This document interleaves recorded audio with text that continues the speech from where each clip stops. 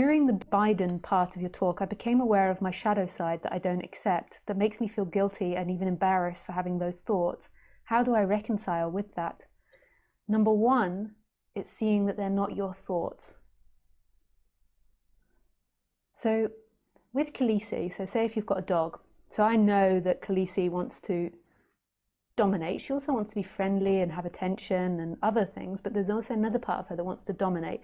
And all dogs want to do that. They want to ride up the pecking order of the pack. So they're always trying to push the boundary a bit to see how much closer they can get to your bed. And then if they can get a paw on the bed, then another paw on the bed, then their head on the bed, then their chest on the bed, then their backside on the bed. So they're always trying to push the boundary, a little like children are as well. Whereas when you look at your dog, you don't think that she's bad for doing it because you think she doesn't know what she's doing. So you just accept that she's just doing and she doesn't know what she's doing. She's not conscious of herself. That's what most people think. And I remember maybe I can't talk about that. I was going to say about a lady I worked with, but I can't talk about that.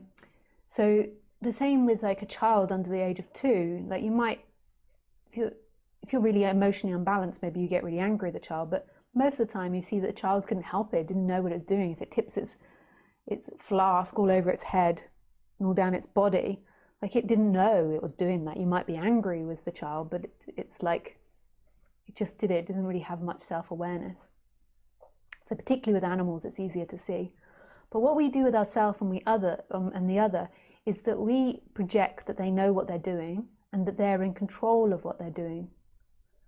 And this is where we have to then, when we project that, reject parts of ourselves that we can't accept, because we think that's who you are and that you're in control of it and you have the ability to be good or bad. And this is a fiction that society has been pushing onto us and creating hell in our neural network, because that's not true. You are just like Khaleesi. You have these impulses written into you and you never ask for them.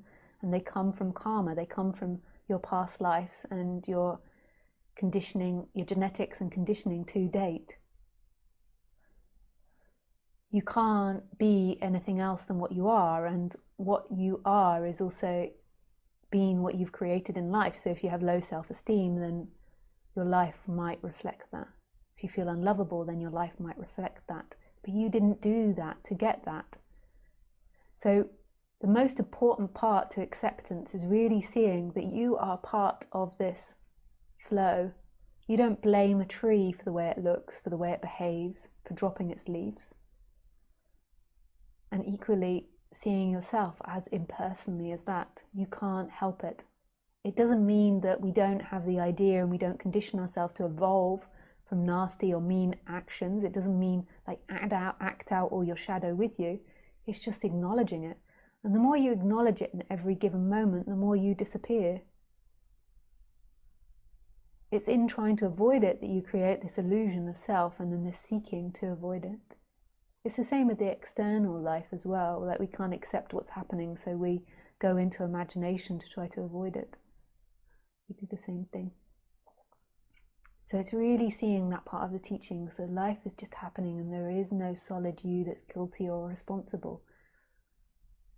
And it's just really acknowledging it. Like I had to go through stages of like lots of hatred and anger and nastiness, and then underneath that there was just this vulnerable child that felt afraid.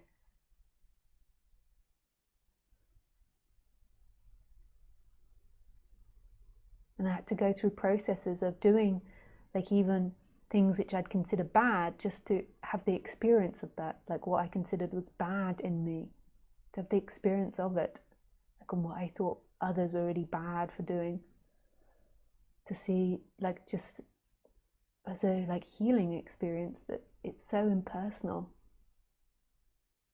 Like Jesus says, you know, when they wanted to throw the rocks at Mary for being a prostitute, he says, "Though thou that has not sinned, throw the first rock." And no one could throw it. Everyone is a sinner in terms of like sin and not sin when we put things into words. But then equally, everybody is innocent. And that's sometimes really hard to accept. Like, part of the reason we don't want to accept ourselves is we also don't want to accept the other. But they're kind of one and the same thing. Like, it's all your projection, so what you see as the other is your projection of your mind.